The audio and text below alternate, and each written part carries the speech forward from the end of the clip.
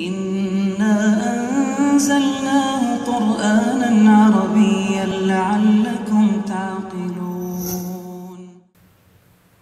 Bismillahirrahmanirrahim. Assalamualaikum warahmatullahi wabarakatuh. Alhamdulillah, wassalatu wassalamu ala rasulillah wa ala alihi wa sahbihi wa mawalah, wa la hawla wa la quwata illa billah wa ba'du.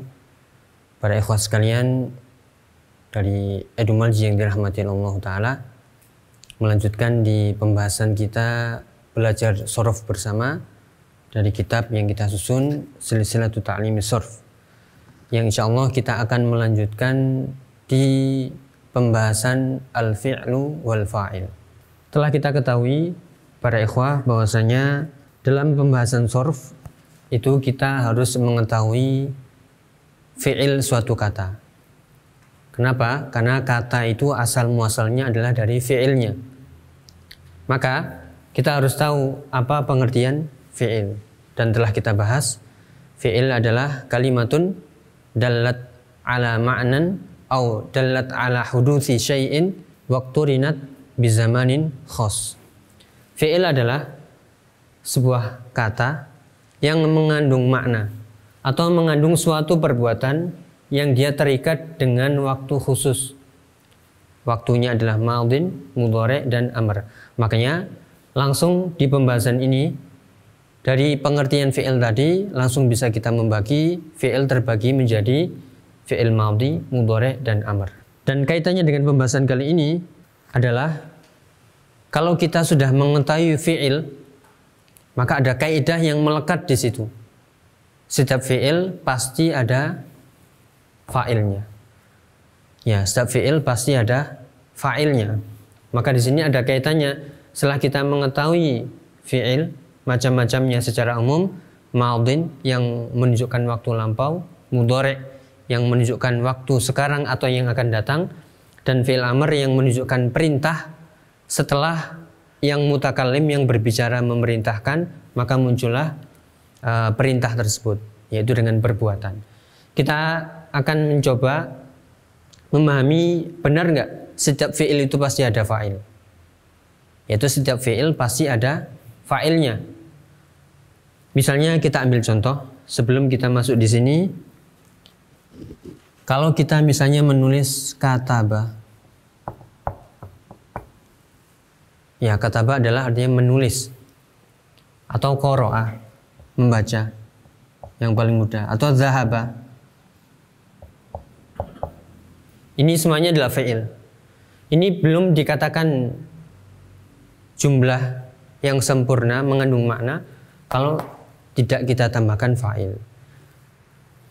Ya, maka di sini harus ditambahkan fa'ilnya, dan sebenarnya ini sudah ada fa'ilnya. Cuman fa'il ini ada yang bentuknya zahir, ya, yang nampak, ada yang bentuknya ya dhamir, tersembunyi.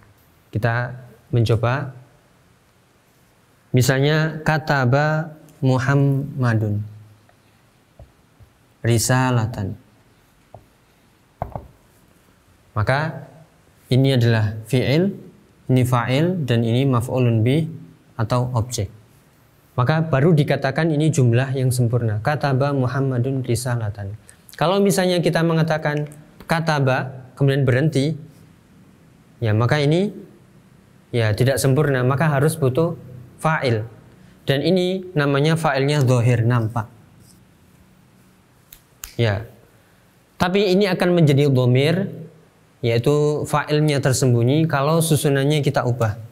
Misalnya seperti ini, kita ubah letaknya Muhammadun qara'a ya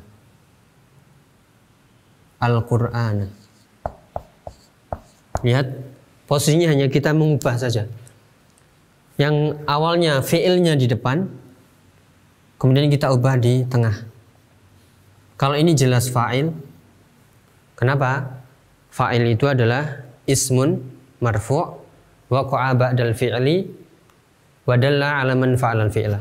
Yaitu setiap isim yang marfu' letaknya setelah fi'il dan dia menunjukkan yang melakukan perbuatan. Kalau ditanya, kataba Muhammadun risalatan, siapa yang menulis? Muhammadun. Cuman kalau posisinya kita ubah di sini, Muhammadun qara'a al-Qur'an atau Muhammadun kataba risalatan. Kita tanya di sini, Muhammadun qara'a. Fi'ilnya mana? Jelas qara'a. Cuman fa'ilnya ada atau tidak? Nah, ini jangan sampai kita terkecoh dengan mengatakan ada. Fa'ilnya adalah Muhammad. Bukan, fa'ilnya bukan Muhammad. Fa'ilnya adalah di sini dhamir yang tersembunyi yang maknanya adalah huwa. Maka kaidah setiap fi'il pasti ada fa'il, jelas. Cuman ini bentuknya adalah yaitu berbentuk dhamir. Maka dikatakan kataba Muhammadun risalatan. Muhammadun ini fa'il yang zahir, nampak langsung.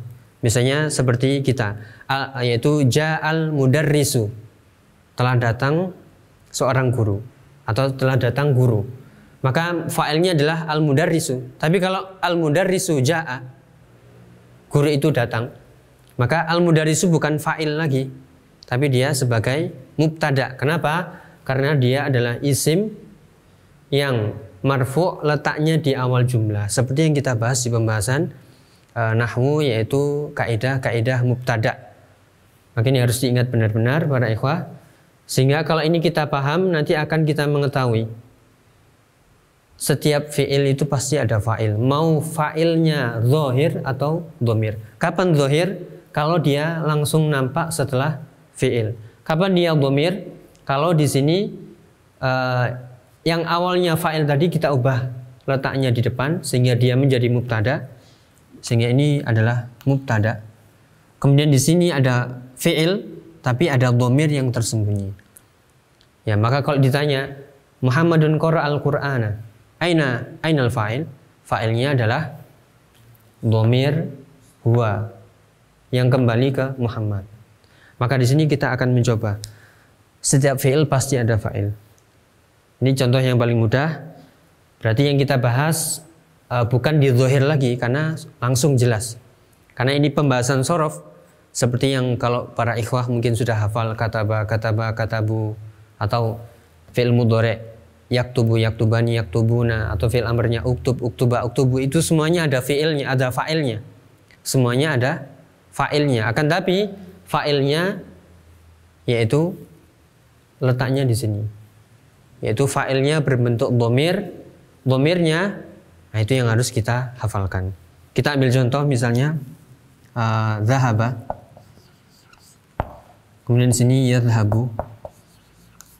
Di sini idhhab.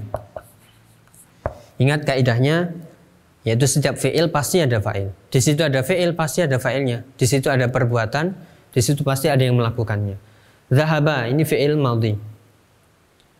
Kemudian yadhhabu fi'il mudhari'. Idhhab fi'il amr. Kaidahnya setiap fi'il itu pasti ada fa'il. Karena ini enggak zahir fa'ilnya, berarti dia fa'ilnya adalah berbentuk dhamir. Maka di sini zahaba itu fa'ilnya adalah bentuk dhamir yang maknanya atau takdirnya huwa. Ini juga huwa. Nah, kalau ini idhhab itu fa'ilnya dhamir, takdirnya adalah anta. Ya, maka di sini nanti ada kaitannya di pembahasan shorof ini. Setelah kita mengetahui kaidah fi'il, setiap fi'il pasti ada fa'il. Dan fa'il itu kadang berbentuk zahir, kadang berbentuk dhamir, maka nanti kita harus menghafal. Setelah mengetahui fi'il, fa'il, kita harus belajar dhamir. Dan dhamir yaitu seperti huwa, huma, hum, hiya, huma, hunna, anta, antum, antum, dan seterusnya, itu selalu melekat di fi'il yang dia terdapat fa'il yang tersembunyi atau dhamir, yaitu takdirnya bisa huwa, huma, hum. Contoh ini nanti sedikit agar kita lebih paham.